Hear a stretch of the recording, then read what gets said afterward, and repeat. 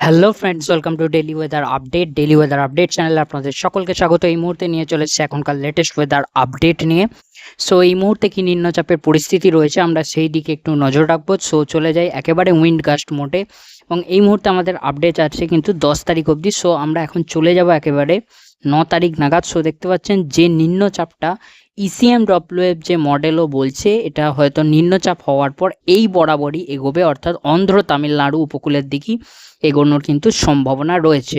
দক্ষিণবঙ্গের যদি আপাতত কথা বলি, এই মুহূর্তে তো দেখতে পাচ্ছেন পরিষ্কার একেবারে, এবং যে নিম্নচাপ যে তৈরির প্রসেস অর্থাৎ আজ 5 তারিখ সেখানে কিন্তু অলরেডি শুরু হয়ে গিয়েছে। এখানে যে আপনার যে এখানে আন্দামান সাগরের অনেকটা নিকট এবং যে দক্ষিণ বঙ্গোপসাগরের কাছাকাছি এটা কিন্তু নিম্নচাপ তৈরির যে ঘূর্ণাবর্ত তৈরির প্রসেস শুরু হয়েছে, এবং এটা নিম্নচাপ হওয়ার পর যতটা সম্ভাবনা আবারও দেখাচ্ছে এটা অন্ধ্র বা তামিলনাড়ু উপকূলের দিকে যাওয়ার যে সম্ভাবনা রয়েছে, এটা কিন্তু ইসিএমডব্লিউ মডেল দেখাচ্ছে।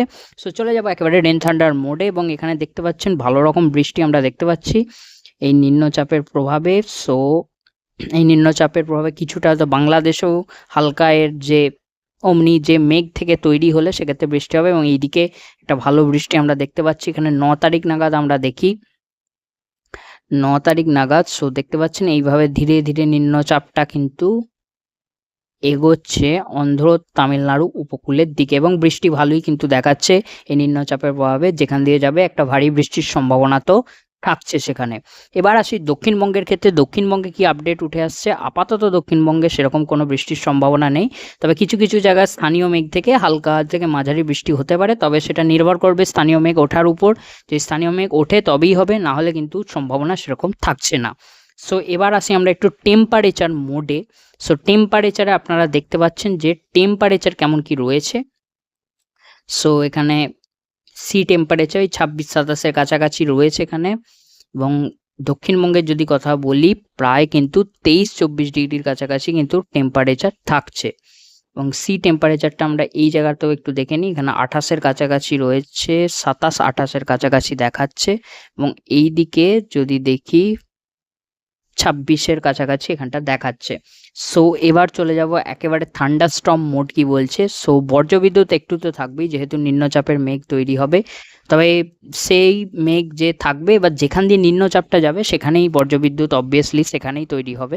তবে দক্ষিণবঙ্গের জন্য কোনো রকম বজ্রবিদ্যুতের আপাতত সম্ভাবনা থাকছে না, পরিষ্কার আকাশই থাকবে। যদি স্থানীয় মেঘ ওঠে সেক্ষেত্রে হালকা বৃষ্টি হলেও হতে পারে, তবে বজ্রবিদ্যুতের সম্ভাবনা প্রায় কোনো রকম নেই বললেই চলে। আর এইটা যে বজ্রবিদ্যুৎ দেখাচ্ছি এটা কিন্তু যে নিম্নচাপের প্রভাবে যেখান দিয়ে নিম্নচাপ যাবে সেখানে কিন্তু বজ্রবিদ্যুৎ মেঘ তৈরি হবে, এবং সেখানে একটা ভালো রকম যে ভারী বৃষ্টি যে হওয়ার সম্ভাবনা রয়েছে যেখান দিয়ে এটা নিম্নচাপটা যাবে অন্ধ্র বা যে তামিলনাড়ু উপকূল দিয়ে ক্রস করার বেশি কিন্তু সম্ভাবনা রয়েছে এই নিম্নচাপটি। সো আমি একটু ক্লাউড মোডে আপনাদের দেখিয়ে দিই। সো দেখতে পাচ্ছেন এই জায়গায় নিম্নচাপটি রয়েছে এখানে একটু 9 তারিখ নাগাদ। সো দেখতে পাচ্ছেন এখান থেকে ধীরে ধীরে এই জায়গাটা করে তৈরি হয়ে ধীরে ধীরে এটা কিন্তু এই দিকে যাওয়ার সম্ভাবনা থাকছে। সো আমি আরেকবার রেইন থান্ডার মোডে যাই। সো এখানে আমি একটু 10 তারিখের দিকেই যাই। সো 10 তারিখের কাছাকাছি আমরা দেখি। সো এই জায়গাটা করে প্রায় থাকছে। আমরা একটু জিএফএস মডেলেও দেখে নিই জিনিসটা কি বলছে। জিএফএস বলছে এই জায়গাটা করে প্রায় এইখানেই, প্রায় এই জায়গাটা করে, হ্যাঁ জিএফএসও এই জায়গাতেই বলছে। এখানে মেঘের বলয়ের ফলে যে অনেকটা যেহেতু মেঘ থাকবে, মেঘ তৈরি হবে সাগরের উপর, সেখানেও কিন্তু ভারী বৃষ্টি হবে, এবং এটা যেখান দিয়ে যাবে এটারও যে সম্ভাবনা দেখাচ্ছে ইসিএমডব্লিউএফ এর মতোই, যে এখানে অন্ধ্র উপকূল এবং যে তামিলনাড়ু উপকূলের কাছাকাছি। এবং একটু রেন অ্যাকুমুলেশন মোডেও আমরা জিনিসটা দেখে নিই। সো দেখতে পাচ্ছেন খুব ভারী বৃষ্টি কিন্তু দেখাচ্ছে এখানে নিম্নচাপের প্রভাবে। সো এখানে ভারী বৃষ্টি আমরা কিন্তু দেখতে পাচ্ছি সাগরের উপর, এবং তারপর যেখান দিয়ে ক্রস করবে সেখানে কিন্তু ভারী বৃষ্টি হবে। মানে যেখান দিয়ে মেঘটার যে প্রভাবটা যাবে সেখান দিয়ে কিন্তু মানে যেখান দিয়ে ক্রস করবে সেখানে বেশি ভারী বৃষ্টি হওয়ার সম্ভাবনা রয়েছে। আপাতত এই দিকে যদি বলি হালকা এখানে মেঘ যেহেতু ঢুকছে স্থানীয় মেঘ থেকে, এই দিকটা করে এই যে দেখতে পাচ্ছেন মায়ানমারের দিকটা করে হালকা একটা বৃষ্টি হলেও হতে পারে, কোথাও কোথাও হালকা মাঝারি আবার কিছু ভারী বৃষ্টি যদি মেঘ ওঠে সেক্ষেত্রে। তবে মেন যে ভারী বৃষ্টির প্রভাব এবং যে নিম্নচাপের প্রভাব পড়বে যেখান দিয়ে এটা ক্রস করবে, অর্থাৎ যে উড়িষ্যা অন্ধ্র উপকূল, উড়িষ্যা অন্ধ্র নয়, অন্ধ্র তামিলনাড়ু উপকূল বরাবর, এবং কিছুটা হ্যাঁ প্রভাব পড়বে দক্ষিণ উড়িষ্যার দিকে, উত্তর উড়িষ্যায় না দক্ষিণ উড়িষ্যায় প্রভাব পড়তে পারে যদি এটা এই বরাবরই যায় নিম্নচাপটি। সো এখানে আমরা দেখে নিয়েছি প্রায়, আমরা আবার ECMWF এ ফিরে আসছি। সো ECMWF এ সো দেখতে পাচ্ছেন এরকমই দেখাচ্ছে, এবং আমরা এবার লাস্ট আমাদের মোড আর কিছু দেখানোর নেই আপাতত, যে স্যাটেলাইট মোডে চলে যায়। একটু ব্লু মোডে আমরা দেখিয়ে দিচ্ছি। সো এখানে দেখতে পাচ্ছেন ঘূর্ণাবর্ত তৈরি হচ্ছে এবং এটা পরবর্তীতে নিম্নচাপ হবে, এবং দক্ষিণবঙ্গের আকাশ আপাতত পরিষ্কার থাকছে, সেরকম কোনো বৃষ্টির কিন্তু এই মুহূর্তে সম্ভাবনা থাকছে না। যদি কোথাও স্থানীয় মেঘ ওঠে সেক্ষেত্রে একটা হালকা বৃষ্টির কিন্তু সম্ভাবনা থাকছে।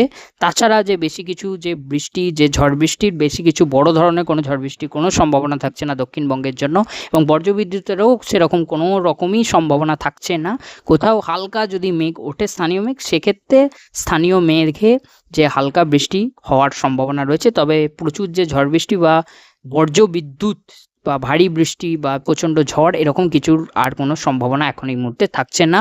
এবং যে ঠান্ডার যদি কথা বলি শীত, সেই শীত এবার ধীরে ধীরে কিন্তু তাপমাত্রা কমবে এবং শীতের যে প্রভাব ধীরে ধীরে আসবে। কোথাও যদি স্থানীয় মেঘ ওঠে সেক্ষেত্রে দক্ষিণবঙ্গের ক্ষেত্রে কোথাও কোথাও যদি ওঠে স্থানীয় মেঘ, এটা একেবারেই ডিপেন্ড করবে স্থানীয় মেঘের উপর। সে যদি ওঠে যে কোনো জায়গায় মানে দক্ষিণবঙ্গের ক্ষেত্রে, সেখানে একটা হালকা বৃষ্টি, হয়তো হালকা টু মাঝারি বৃষ্টি হলেও হতে পারে, তবে তার চান্সেসও কিন্তু খুব কম রয়েছে। আমি ভিজিবল মোডেও দেখিয়ে দিচ্ছি এবং ইনফ্রা মোডেও আপনারা দেখতে পাচ্ছেন, এবং এইখানে রয়েছে যেটা ঘূর্ণাবর্তটি তৈরি হচ্ছে। সো ফ্রেন্ডস, এই ছিল আপডেট, যেটুকু আপডেট ছিল আপনাদের জানালাম। আশা করছি ফ্রেন্ডস আপনাদের ভিডিওটা পছন্দ হয়। ভিডিওটা পছন্দ হলে অবশ্যই কিন্তু যে চ্যানেলটিকে সাবস্ক্রাইব করে রাখতে ভুলবেন না এরকম লেটেস্ট ওয়েদার আপডেট পাওয়ার জন্য, এবং ভিডিওটি পছন্দ হলে অবশ্যই লাইক করে দেবেন। দেখা হচ্ছে পরবর্তী ভিডিওতে।